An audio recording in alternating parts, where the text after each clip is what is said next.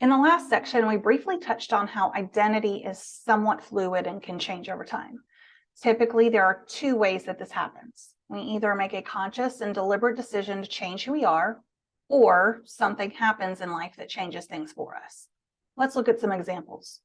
For most people going through this cohort, you likely made a decision to exit the military.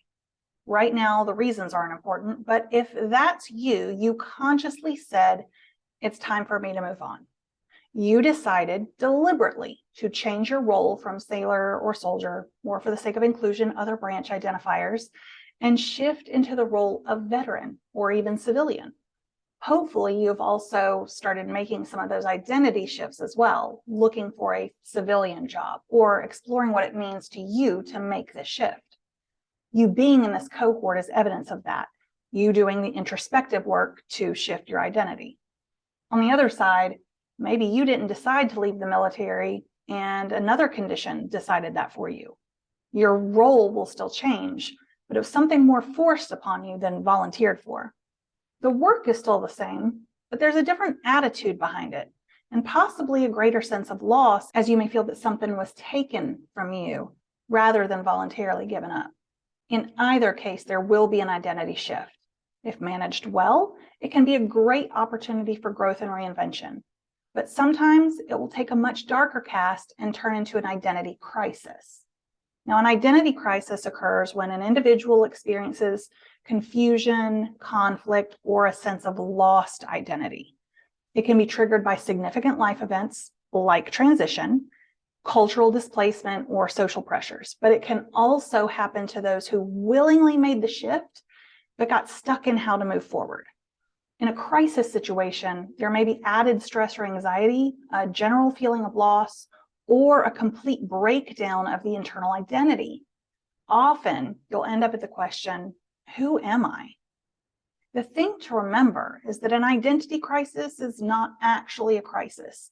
It is a natural response to significant change that is moving faster than you have time to process. It takes time, takes self-reflection, and an acceptance of the change that is happening, whether or not you signed up for it.